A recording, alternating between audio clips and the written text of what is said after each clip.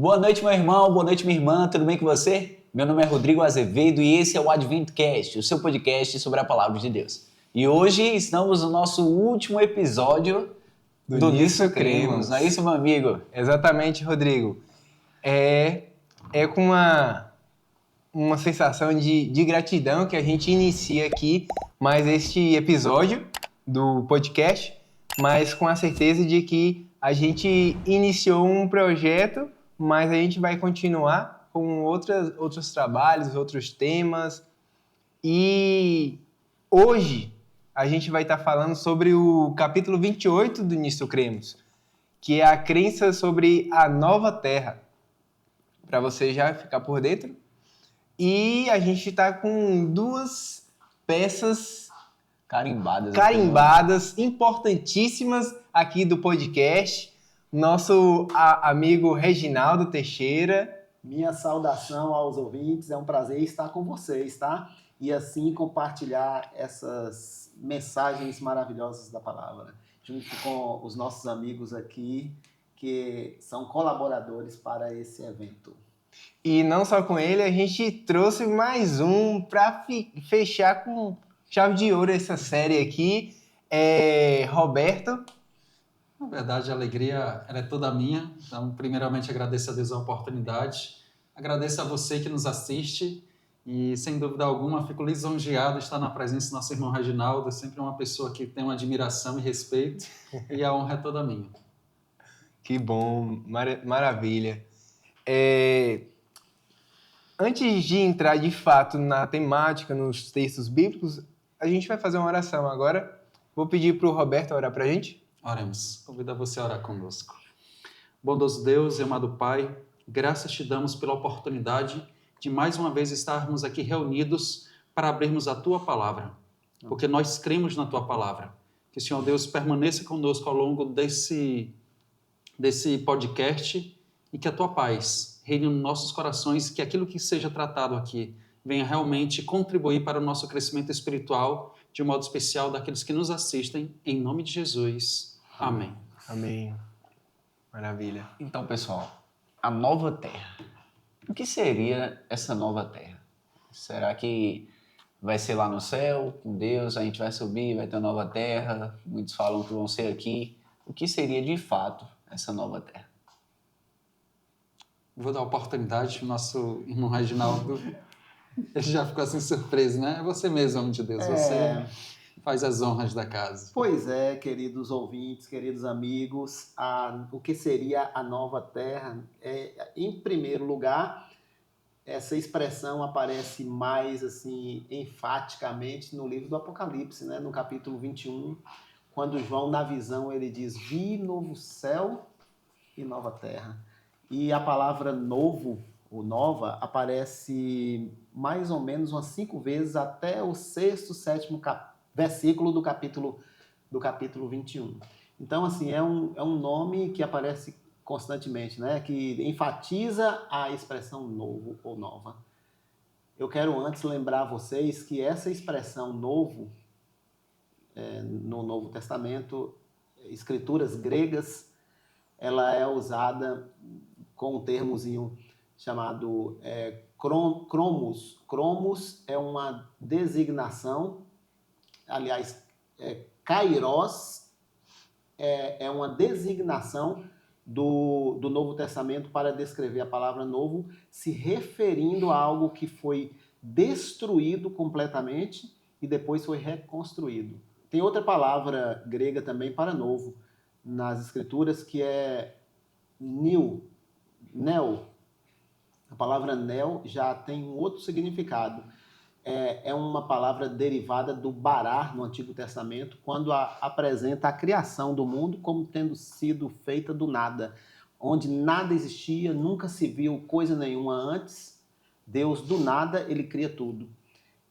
Porém, o novo que aparece lá é para mostrar para nós que Deus vai desfazer com tudo que ora existe, com todas as manchas, todas as máculas que foram formadas ao longo dos milênios com o pecado, por causa do pecado, para que depois de ter resolvido todo o problema, depois de ter tirado toda sombra ou lembrança de coisas passadas, aí ele puder fazer algo completamente diferente, especial, onde não há mais nem memória, nem lembrança de coisas passadas. Então o novo cria esse impacto no livro do Apocalipse, dando a entender essa ideia.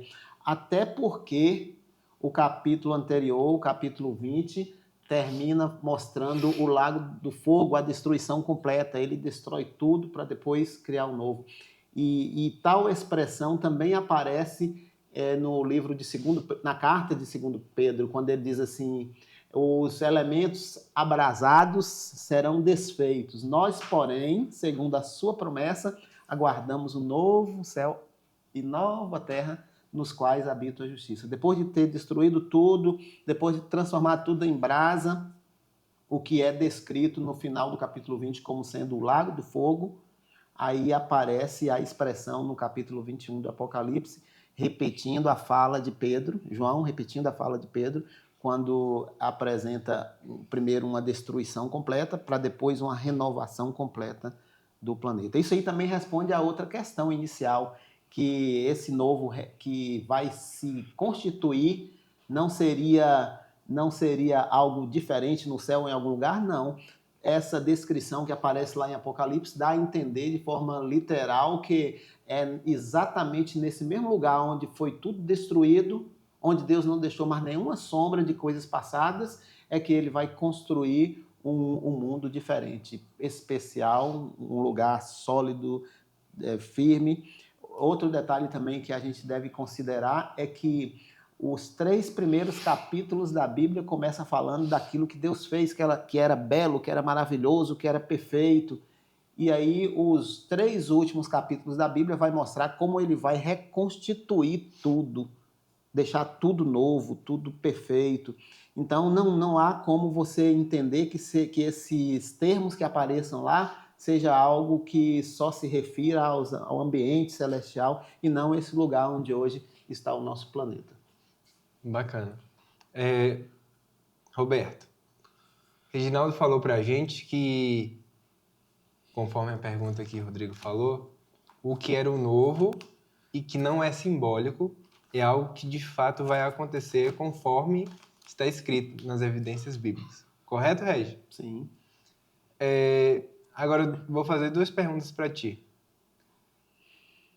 Onde vai ser essa nova terra?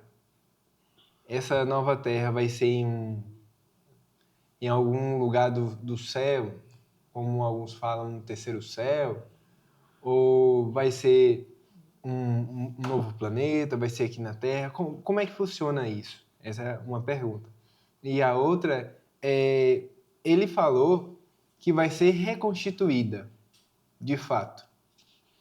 Mas como é que vai ser essa reconstituição? Ok. Primeira pergunta, né? Onde vai ser? Então, nós cremos, né? O nome da série é Nisto Cremos, e Apocalipse ele trata disso, inclusive no tema anterior, então a importância, né? De você acompanhar também os outros programas, as outras gravações, os outros episódios, seria a palavra mais adequada, para você compreender que há uma cronologia, até para entender o assunto de hoje. Creio que foi o tema também que nosso irmão Reginaldo pôde tratar a respeito ali do milênio, né? Então, na qual nós iremos passar um período, nós cremos, o que vai acontecer? Que Cristo vai vir a esta terra, né? Na sua segunda vinda, aquela tão almejada esperança que nós temos, da promessa que ele fez, não se turbe o vosso coração, credes em Deus, credes também em mim, na casa de meu pai há muitas moradas, né? Se assim não fora, eu vou teria dito, pois vou preparar lugar, e disse que iria voltar. Então, nós queremos, por ocasião da sua volta, vai haver, como também aqui fazendo uma breve recapitulação, vai haver uma ressurreição, a primeira ressurreição, que é daqueles que morreram em Cristo, junta-se com os vivos, né? Que permaneceram fiéis a Cristo. Nenhum vai à frente do outro, mas ali num só momento acontece a ressurreição, junta-se todos, sobem então para ter o encontro do Senhor nos ares. E aí sabemos que os demais estavam vivos, morrem, e aí tem um período dos 1000 anos lá no céu. Após esses 1000 anos, então, o que nós cremos, conforme a Bíblia nos orienta ali em Apocalipse? É que depois dos 1000 anos, que é a segunda fase, que também foi tratada sobre o juízo, né? E aí seria a segunda fase do juízo, que seria ali o juízo comprobatório. Após esse momento de juízo comprobatório, chegaria o momento, então, findado o milênio, essa nova terra ela iria descer, ela vai descer. Não vou dizer iria, porque a Bíblia deixa claro que ela vai descer. Que é no momento que ela está descendo, né? Então vai haver a grande ressurreição dos ímpios, e nesse momento vai se partir para a grande peleja. E é exatamente nesse momento que desce fogo do céu, a Bíblia relata isso, e aí vai realmente destruir tudo, ou seja, vai ser purificado, assim como aqueles que trabalham com agricultura, né? A gente sabe que, de modo geral, ele tem que queimar para preparar a terra, né? Para poder ali fazer o plantio. Nesse caso, vai acontecer então uma grande destruição e a nova Jerusalém ela vai repousar sobre esta terra. Então, assim, após os 1000 anos, então nós cremos, conforme a palavra de Deus, que a nova Jerusalém ela vai ser aqui nessa terra. Então, por um momento, vamos estar lá no céu durante os 1000 anos. E aí, só para fazer o link que eu falei já de juízo, falei do segundo, então é nesse momento que vem o juízo final, vamos dizer, o juízo realmente de execução, que vai findar realmente o mal para todo sempre. É nesse momento que realmente a nova Jerusalém está vindo e acontece o que eu já expliquei. Então, a nova Jerusalém vai ser aqui mesmo, nessa terra. A outra pergunta foi? Foi... Você respondeu? Já respondi. Onde seria? Aqui na Terra, né? Você respondeu. E é sobre a e como reconstrução, seria? né? Sobre a Como seria? restituição, você Sim. utilizou o termo. Então, eu até diria uma recriação, né? Então, já foi utilizado o termo new, né? Ali para quando criou do início, né? Do nada. Então, foi algo novo, Sim. que é algo que nunca tinha sido visto, algo que foi criado. E Kairos, quando foi algo que foi reconstruído, né? Então, uma reconstrução. Então, uma nova Jerusalém, mas não uma nova Jerusalém partida do nada, mas de uma nova Jerusalém que já existia, né? Então, vamos assim dizer. Então, a gente sabe que o Jardim do Éden era o lugar perfeito, né? Que simbolizava toda essa perfeição. E agora a gente vai ter essa nova Jerusalém. Então, essa reconstrução dessa nova Jerusalém, onde nós vamos ter a paz para todo o sempre. E aí, no decorrer dos momentos que vocês perguntarem, eu vou citar algo que vai vir, inclusive, ao encontro, né? Uma passagem está aqui, inclusive, aberta, de um momento nesse final de semana na qual eu pude participar e que vai ser muito especial. E a gente vai entender e vai poder ter mais sede dessa nova terra, porque não adianta tão somente nós falarmos, mas é essa nova terra, o que isso representa para mim? O que isso representa para você? Então é importante nós fazermos alguns questionamentos para entendermos o real propósito. Ô, Regi, a irmã White... Só, perdão, se tiver alguma coisa que não esteja desconforme. Acrescentar? Então fique... Não, eu só quero acrescentar mesmo e endossar, né, o que foi dito. É porque, assim, quando eu falei, eu enfatizei mais o local onde nós iremos morar, que é aqui mesmo, a terra, depois de toda destruída, reconstruída e tal. Porém, esse detalhe que foi mencionado pelo nosso amigo aqui, Roberto, nosso irmão, nós não mencionamos, até ele colocou como bem colocado aí como sendo uma recapitulação, porque a gente já viu isso, que foi o milênio. Sim. Então, a gente sabe que, ao citar, por exemplo, o texto de São João 14, quando diz, na casa lá do meu pai há muitas moradas, quando Jesus fala dessa maneira, é claro que ele não está se referindo ao ambiente aqui da terra. Ele está se referindo ao ambiente do céu. Entendi. Então, de fato, quando Jesus voltar, nós iremos para o céu. Nós iremos para lá. Nós vamos morar no céu. Sim. Nós vamos estar lá. Só que essa moradia de lá, como foi também muito bem colocado, será transferida para a terra e Apocalipse deixa isso claro. Tanto Apocalipse no Novo Testamento, quanto Zacarias no Velho Testamento. Ambos os profetas fazem referência ao mesmo ideal. E com certeza também o profeta Ezequiel faz menção disso aí, da Cidade Santa. Os últimos capítulos de Ezequiel é só para mencionar sobre a Cidade Santa, o ambiente em que vai ser instalado no planeta Terra. E aí, algumas colocações que Zacarias faz é semelhante a que Apocalipse faz também, dando a entender que vamos estar no céu, nós vamos morar lá, a casa do Pai é lá, ele está construindo lá, só que quando tudo acabar, quando tudo tiver resolvido aqui na Terra, aquela moradia lá onde nós estivermos será transferida para cá. Na verdade, não só nós estaremos transferindo nossa morada para cá, como o próprio Deus será o morador daqui. O terceiro céu, onde Deus habita, será, na verdade, a nova terra. Amém. Porque a sede da presença de Deus será aqui. Então era isso que eu queria acrescentar, né, sobre o ponto. Mas sobre a pergunta... A irmã White faz uma relação entre a constelação de Órion e a descida da nova terra. Você poderia explicar um pouco o que seria isso? O que a gente tem de evidência sobre isso? Você fala evidências dentro da Bíblia, eu posso colocar da seguinte forma. Quando ela fala da constelação de Órion, Ellen White fala, ela fala como um ponto de referência para onde nós olhamos o lugar, a direção de onde vem Jesus. E várias passagens das Escrituras dão a entender isso. Por exemplo, quando Jesus faz aquela expressão figurada, assim como o Oriente sai do... Assim como o relâmpago sai do Oriente e se mostra no Ocidente, assim vai ser a vinda do Filho do Homem. Então ele faz uma referência simbólica aí para descrever a sua vinda como sendo do Oriente ao Ocidente. Também no livro de Apocalipse, quando é descrita a sexta praga, a gente encontra lá também as águas do Eufrates se secando para abrir espaço para os reis que vêm do lado do nascente do sol. Aquele termo em Apocalipse é um termo que lembra o momento em que Ciro, com seu exército, desviou o curso das águas do rio Eufrates para invadir Babilônia. A destruição de Babilônia está relacionada com o livramento do povo de Deus. No passado esteve relacionado e no futuro o livro do Apocalipse, ao mencionar um evento semelhante do Antigo Testamento, ele vai demonstrar ali que do lado do nascente do sol também o rei virá, do lado do nascente do sol, com seu exército, para poder, nesse confronto final, nessa grande batalha final, possibilitar o povo de Deus a ir para a sua casa real, a casa celestial, o lar celestial, assim como o povo judeu, ao se ver livre de Babilônia definitivamente, pôde desfrutar de decretos que favoreciam o retorno para Jerusalém terrena. Então, é uma expressão figurada encontrada lá para descrever a posição por onde vem o rei, nascente do sol, constelação de Órion, que fica na mesma direção. Por isso ela é muito mencionada, né, nos escritos de Ellen White sobre a constelação de Órion.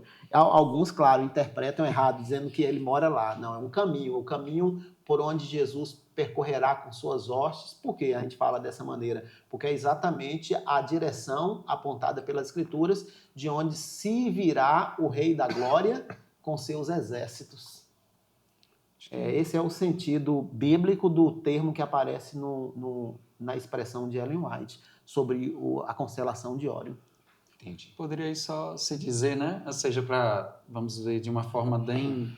Já que se falou da simbologia, seria muito claro, né? Ou seja, por que nascer? Até para representar, porque Jesus sempre ele usava ilustrações para simplificar e fixar, né? Então, seja tudo a ver. Nascer do sol, ou seja, esse renascimento, né? Já que você falou de Nova Jerusalém, então representa esse renascimento. Então, seria até antagônico, ou seja, ter como referência o por, que é algo que se põe, né? Que desaparece, sim, sendo que nós podemos usar como referência, e o próprio Deus é sempre muito didático, né? Sim. Então, eu creio que até por esse motivo ele escolhe essa posição, né, da sua vinda por representar, como o nosso irmão Reginaldo bem mencionou, o nascimento do sol. E ele representa o sol da justiça, né? Quando o Apocalipse descreve, por exemplo, né, o momento em que nós estamos caminhando para o desfecho da nossa história, ele diz que um anjo vem do lado do nascente do sol com o selo de Deus vivo. Esse selo vai ser o fator determinante para separar quem serve a Deus e quem não serve no final. De maneira que quando Cristo voltar, ele já vai encontrar divididos dois grupos no planeta Terra. Os bodes e as ovelhas, os salvos e os perdidos, os que andaram pelo caminho estreito, escolheram o caminho estreito e os que escolheram o caminho largo. Então, tudo já definido. E quando a Apocalipse 7 descreve esse anjo vindo do nascente do sol, aí nós encontramos aí uma descrição do caminho por onde Jesus virá, né? Se ele vem do lado do nascente do sol, Jesus também vem de lá, sempre de costas para o sol e vindo em direção, o sol nascente no caso, né? O Oriente. Sempre dando a entender que as hostes redentoras, né? Os anjos e o Senhor da Glória virá do lado do nascente do sol, virá da constelação de Órion, virá do Oriente. Perfeito. Eu perguntei isso, Ed, porque eu achava que era uma questão mais literal, sabe? Que desceria a cidade pela constelação. E recentemente mesmo eu vi uma reportagem que algumas estrelas estavam se afastando. Aí teve um pessoal até que falou, né? Que estava meio que abrindo para a cidade descer, entendeu? Por isso que eu fiz essa pergunta. Exato, eu acredito que é especulativo, mas também eu não descarto o fato da literalidade, não. Porque nós cremos que é do lado do Oriente que virá o nosso socorro. Assim como figuradamente aconteceu no passado, literalmente no futuro é do lado do nascente do sol que nós iremos receber o socorro que nós precisamos. Pelo lado da constelação do Órion, pelo lado do nascente do sol.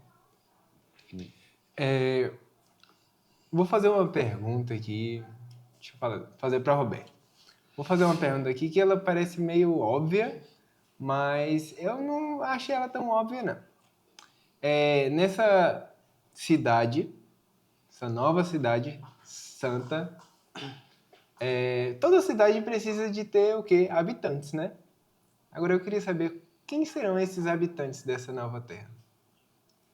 Conforme mencionado, inclusive, na última fala agora do nosso irmão Reginaldo, ele fez, no caso, a simbologia, nos trouxe a simbologia, né, as ovelhas e os cordeiros, não seriam os cordeiros, na verdade, as cabras, né, ou seja, os bodes. Então, os bodes, as ovelhas, para separar aqueles que representam o povo de Deus e aqueles que não representam o povo de Deus. E para ficar claro o que vem a ser o povo de Deus é aquele que faz a vontade de Deus. Nem todo aquele que diz Senhor, Senhor, entrará no reino dos céus, mas aquele que faz a vontade de Deus. Esse é o povo de Deus, não é placa da igreja, porque a igreja de Deus ela é conhecida pela sua prática, né? Por aquilo que ela segue. Se ela segue a doutrina de Cristo, e a doutrina de Cristo está na sua palavra. Então, os habitantes dessa nova terra, também como mencionado quando eu fiz ali a breve recapitulação, travando aqui, né? A breve recapitulação do tema que nosso irmão Reginaldo nos trouxe, a respeito ali do milênio. Então, quem vai estar lá? Então, já são as pessoas que fizeram parte, estão lá no milênio, que são os justos. E lembrando, justos não são perfeitos. Então, nenhum perfeito que nós não somos. Essa perfeição é somente por Cristo, quando Ele realmente nos transformar, né? Então, os que morrerem em Cristo vão ressuscitar, como já mencionamos, vão se juntar com os vivos justos, aqueles que batalharam o tempo todo para ter a vida mais próxima daquilo que Cristo espera de nós, não negligenciaram, mas se esforçaram para viver uma vida santa. Esses são os que irão viver nessa nova Jerusalém, nessa nova terra, né?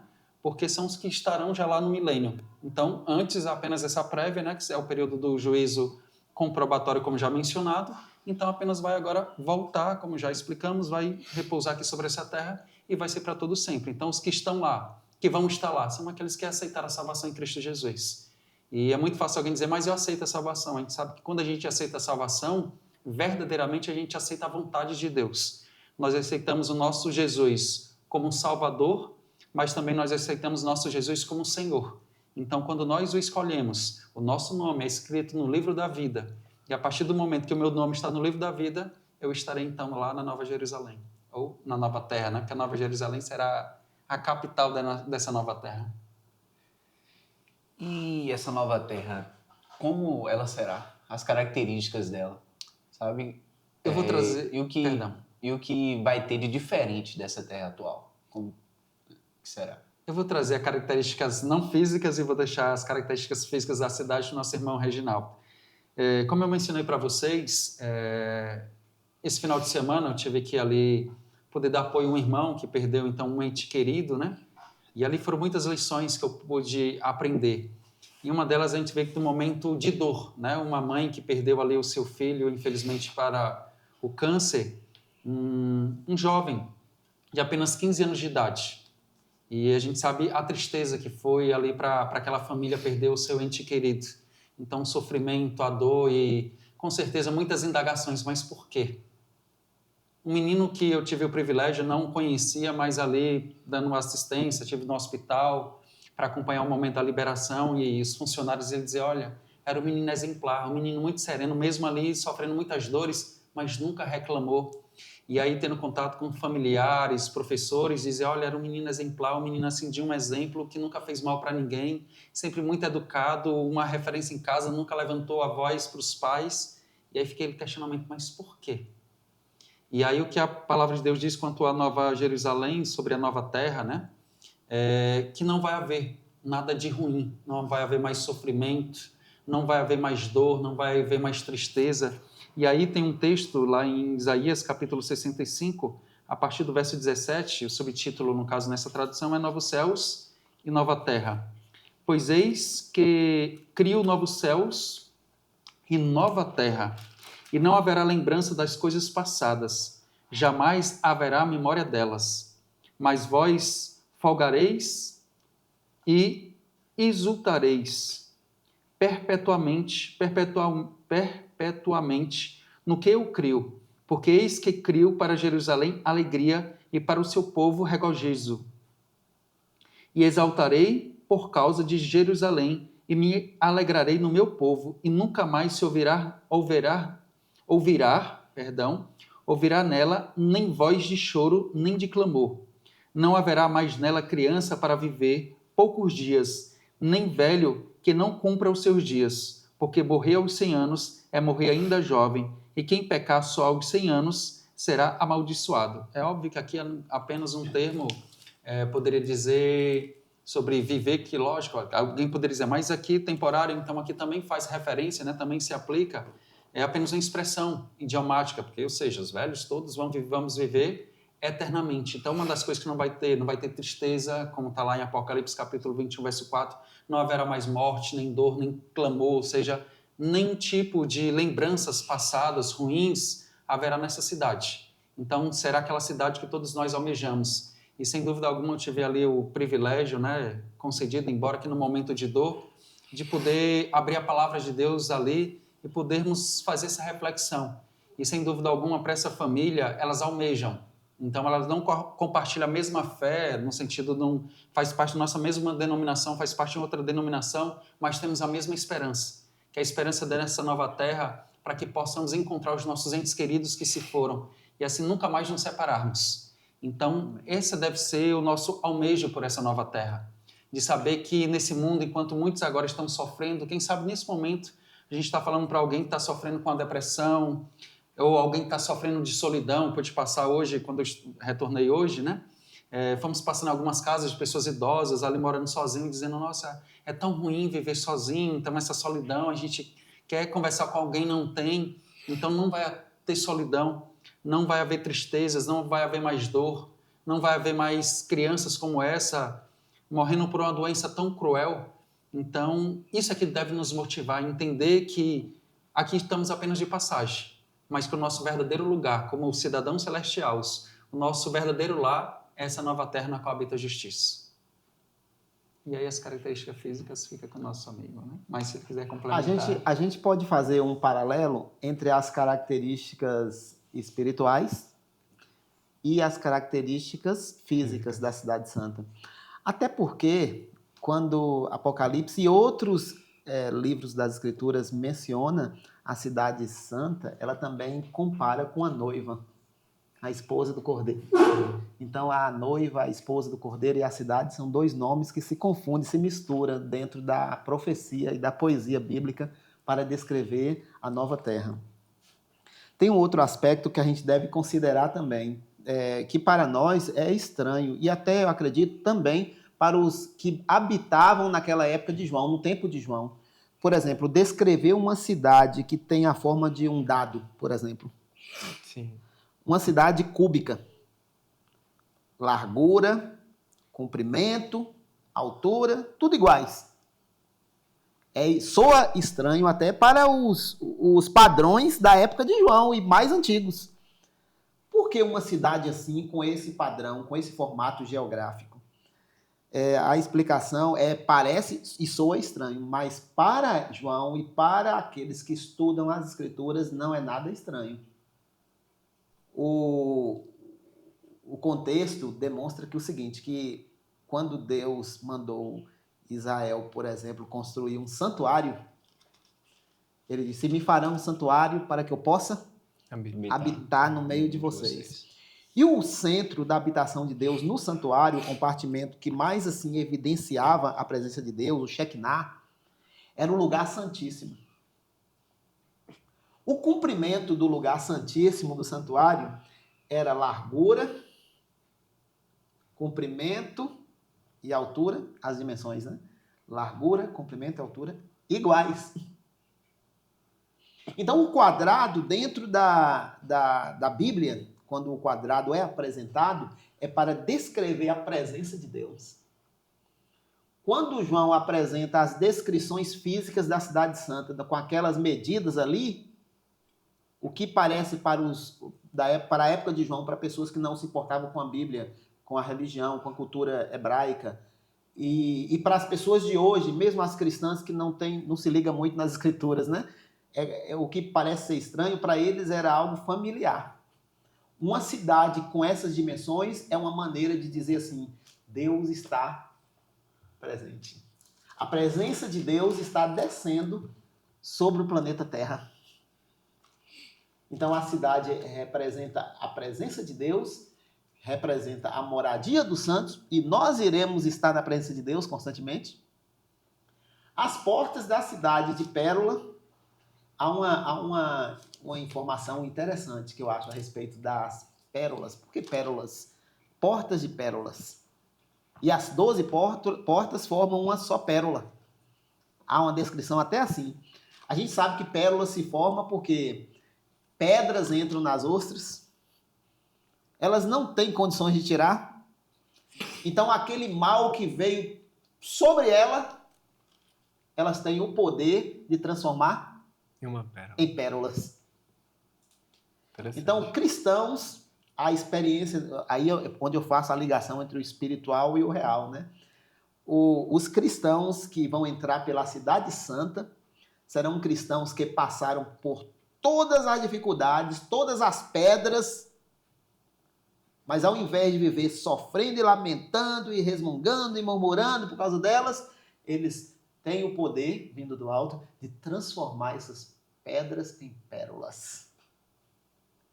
Então, uma característica dos salvos na Cidade Santa. Então, há esse contexto aí. Isso também se aplica ao fundamento da cidade, que são 12 pedras. Verdade. E todas essas pedras, elas se formam a partir de pressão no solo.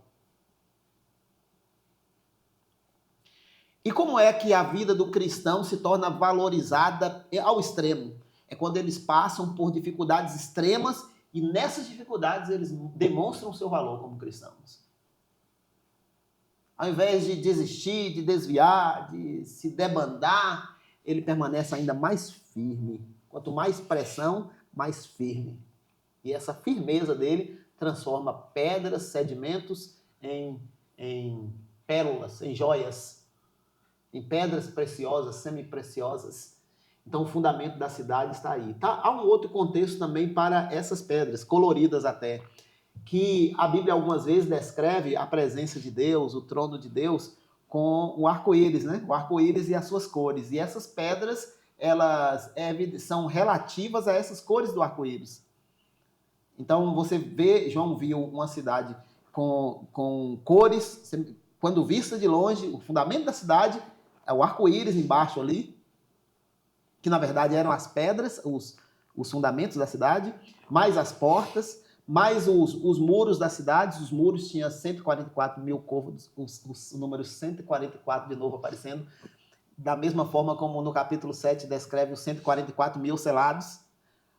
A altura dos muros também é para descrever a quantidade de salvos. 12 do Antigo Testamento, 12 tribos representando todos os salvos de lá, mais 12 apóstolos do Novo Testamento representando 12 salvos de cá do Novo Testamento. E juntando todos os salvos, 144, 12 vezes 12.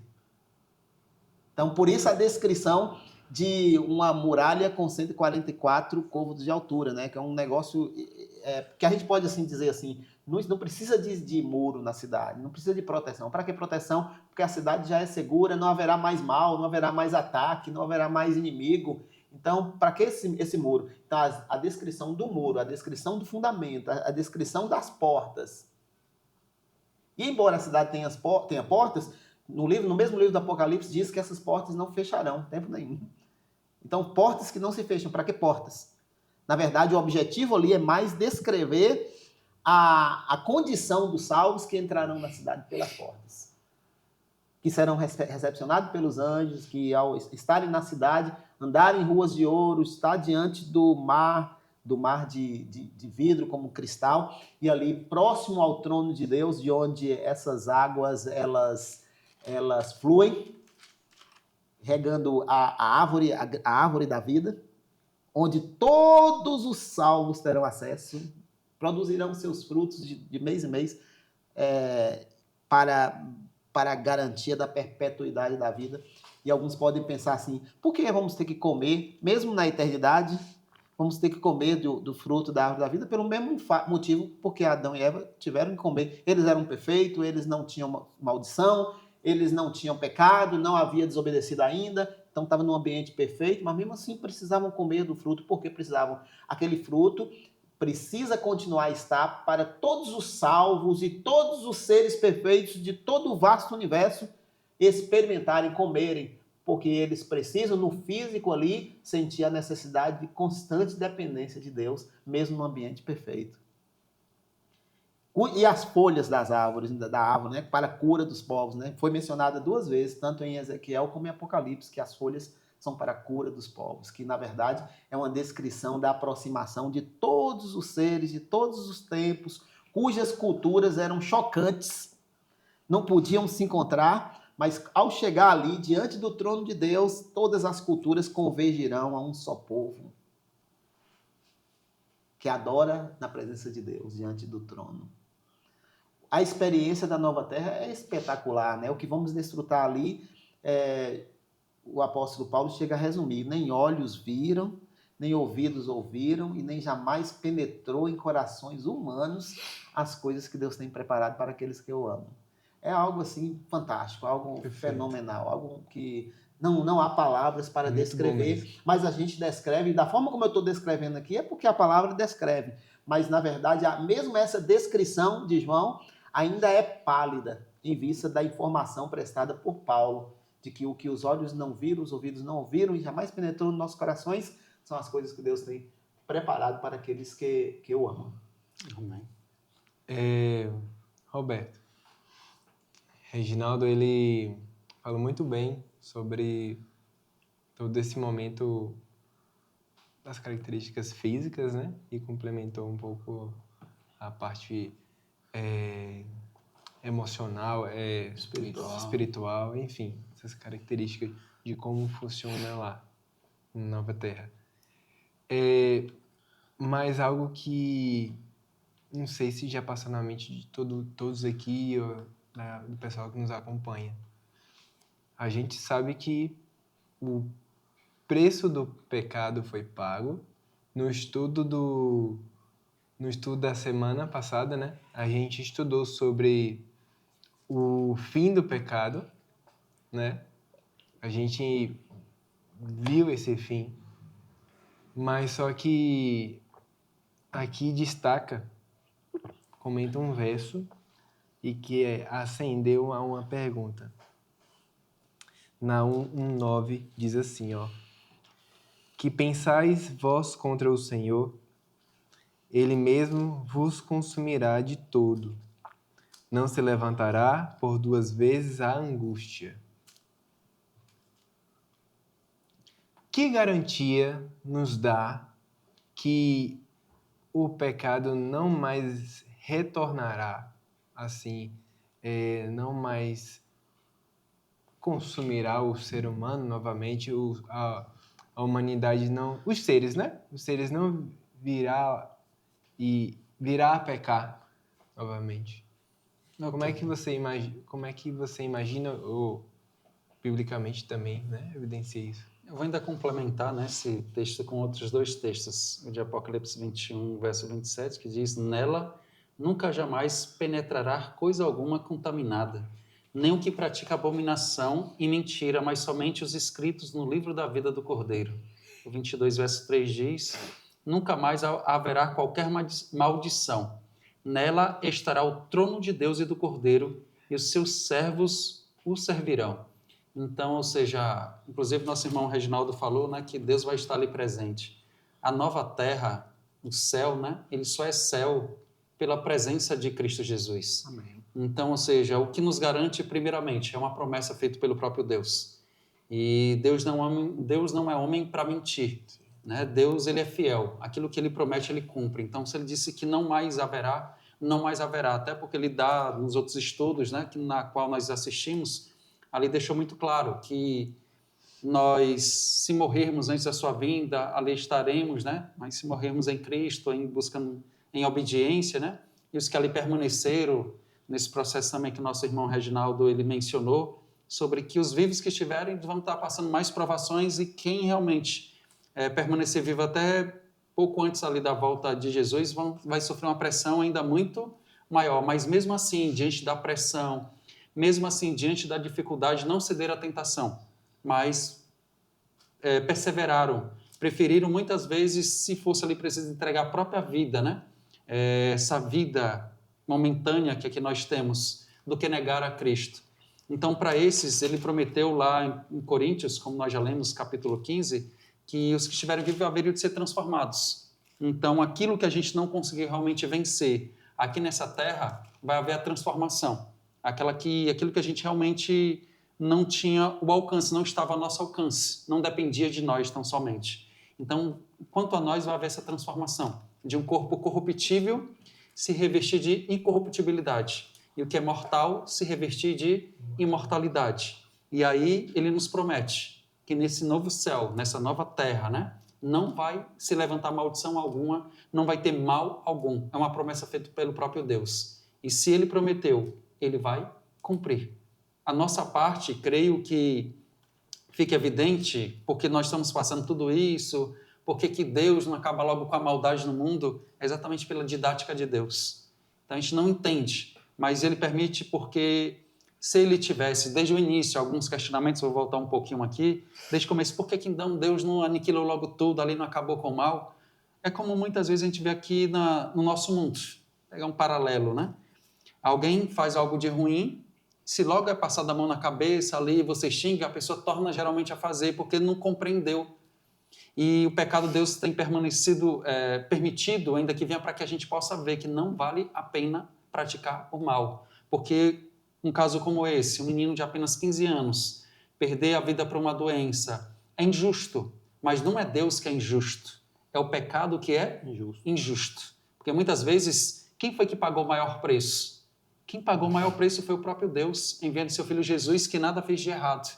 Mas isso para a gente entender, o pecado não vale a pena. O pecado, ele é cruel, ele é injusto, mas há a promessa de Deus, que essa injustiça ela vai acabar, porque o preço já foi pago. Mas agora realmente ele vem para cumprir, né? E realmente aniquilar a morte para todo o sempre. E todo mal já não mais existirá, porque o próprio Deus se fará presente. E onde Deus se faz presente, não há trevas.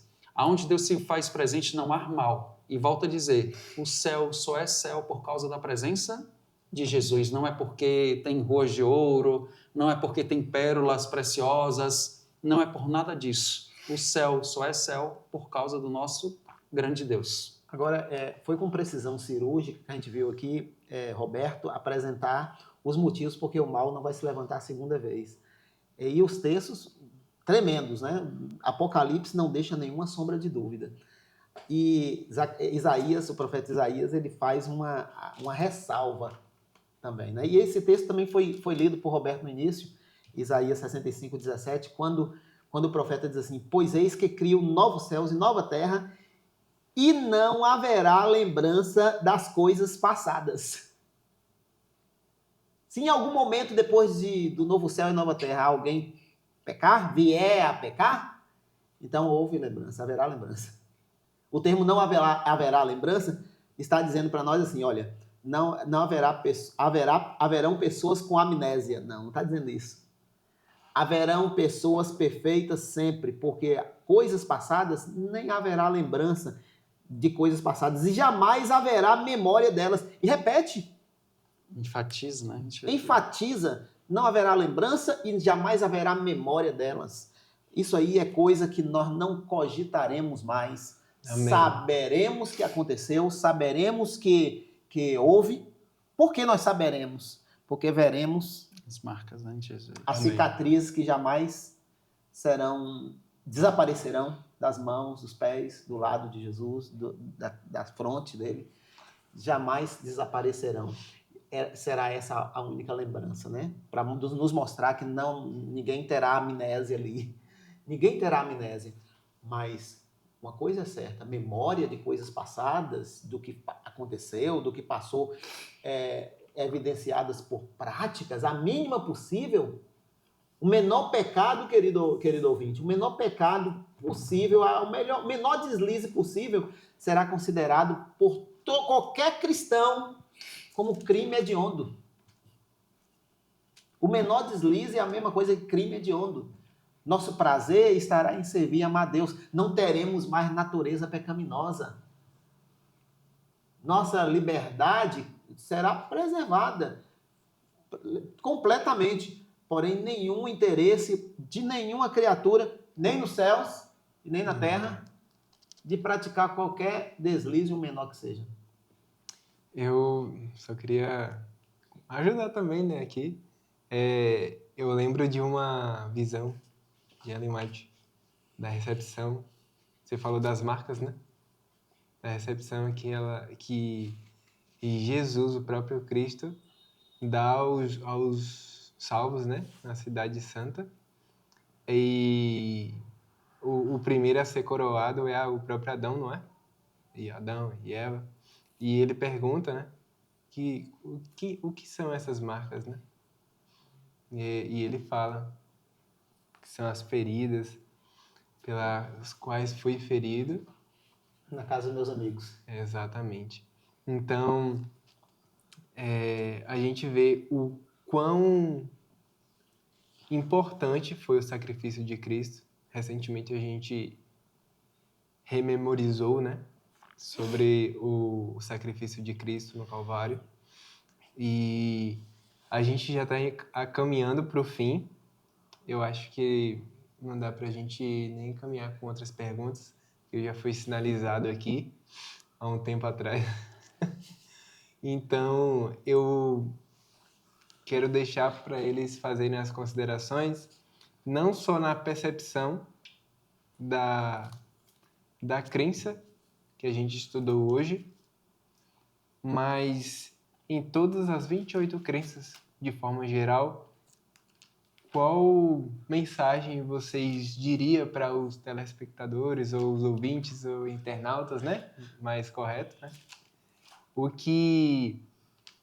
Qual o valor que há a gente estudar isso, a gente recorrer a esses valores bíblicos, né? Essas crenças que estão contidas na Bíblia, que foi provada aqui em todos os podcasts, né?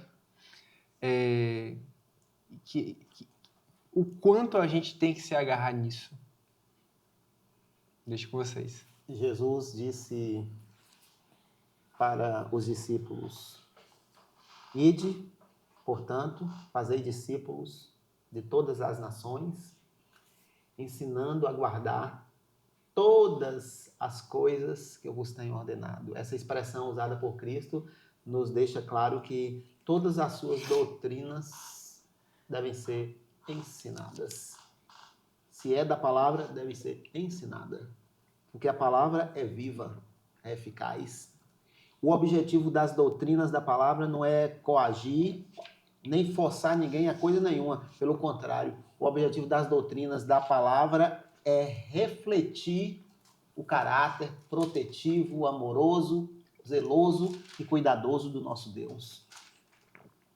Desviar dessas doutrinas claramente evidenciadas na palavra de Deus é desviar-se do próprio Deus. As doutrinas de sua palavra refletem o caráter dele. Por isso que Jesus foi muito enfático ao dizer: ensinando todas as coisas que eu vos tenho ordenado. Porque tais doutrinas são parte integrante do evangelho que salva e que redime. Falando de doutrina, né, como o nosso irmão Reginaldo bem mencionou, eu, antes de ler o texto final, Eu lembrei de um outro texto de João, capítulo 7, verso 17, que diz assim: se alguém quiser fazer a vontade dele, ou seja, de Deus, conhecerá a respeito da doutrina, se ela é de Deus ou se eu falo por mim mesmo, né? O próprio Jesus fala isso quando aqui estava e muitas vezes era questionado. Então, a você que nos assiste, eu não sei qual a sua denominação, aqui nós não estamos para debater qual a sua denominação, mas estamos aqui para partilhar daquilo que nós acreditamos. Então, por isso fazemos referência aos textos bíblicos, porque, conforme também mencionado pelo nosso irmão, nós devemos examinar as Escrituras. Nós não devemos colocar nossa salvação à disposição de ninguém. Que sentido? Basear nossa salvação pelo que os outros falam. Ah, mas o pastor falou isso. Ah, mas o padre falou isso, o bispo, ou seja, independente da nomenclatura que utiliza na sua denominação para o seu líder religioso. Mas a nossa grande referência tem que ser o próprio Deus. E Ele deixou a sua palavra, e Ele deixou os seus ensinamentos, a sua doutrina, né? Como o irmão Reginaldo falou, que nós devemos ensinar todas as coisas que Ele nos ensinou. E a doutrina de Deus está onde? Está na palavra. Então, examinar as Escrituras, porque julgar e ter nelas a vida eterna são elas mesmas que testificam Amém. de Jesus. E para fechar, em relação ao tema, Apocalipse 22, verso 12 em diante, diz assim: eis que venho sem demora, e comigo está o galardão que tenho para retribuir a cada um segundo as suas obras. Eu sou o Alfa e o Ômega, o primeiro e o último, o princípio e o fim.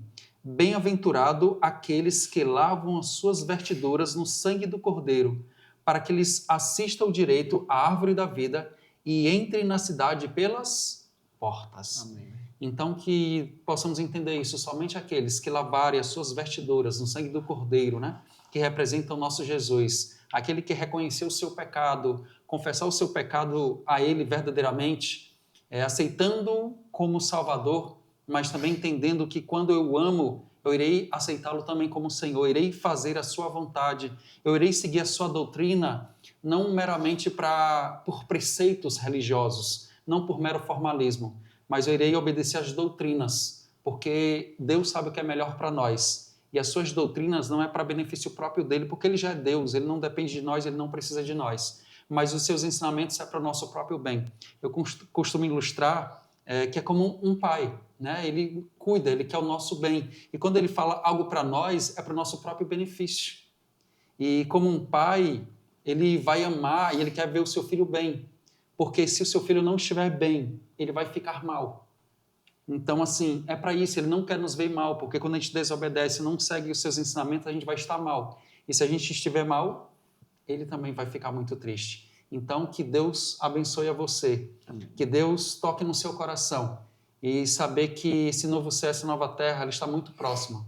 Então, os sinais, eles estão se cumprindo, não há mais tempo a perder. Tome a sua decisão por Cristo, busque a sua palavra, examine as Escrituras antes que seja tarde demais. Amém. Pessoal, em nome do Adventcast, eu agradeço mais uma vez a vocês pela disponibilidade e dedicação, né? Não só neste episódio, mas em todos os outros que vocês participaram. Amém. E para encerrar, eu peço para Reginaldo fazer uma oração para a gente. Antes dele orar, a gente agradece também aos outros que passaram aqui também, né? Se fosse para vir todos, o espaço não caberia, os outros colegas, né? Também a equipe que fica nos bastidores, na pessoa de Atos e companhia, né? Que acaba ajudando também. Sim. Que Deus abençoe esse serviço de cada um de vocês. E a gente agradece também a participação do pessoal. Oremos. Senhor Deus maravilhoso, Pai, nosso coração se sente agradecido pelo fato de o Senhor ter nos conduzido, ter sido bondoso para conosco, cuidado de nós nesse tempo todo em que nós pudemos participar desses eventos aqui. Sei que tem pessoas que nos ouviram, que ainda também nos ouvirão. Quero te pedir uma bênção especial para cada uma delas, Pai. Amém, Senhor. Que teu Espírito trabalhe no coração de tal maneira que a luz de tua palavra possa brilhar firmemente em mentes e em corações. Nós te agradecemos por todas as coisas e te pedimos esses favores em nome de Jesus. Amém, Senhor. Amém. Amém. Então, pessoal, chegamos ao fim da nossa série de Sucrimos, não é isso, amigo? Foi Isso. muito bom enquanto durou. Você que chegou agora, ainda há tempo, né? Você pode voltar, tem uma playlist aí no nosso canal, o nome Adventcast. Você pode voltar a assistir quantas vezes você quiser e pode também compartilhar também, né, o link dessa playlist, o link dessa live, né? aqui, dessa live aqui, sim, e que mais pessoas, né, possam entender o porquê disso. Amém. Amém.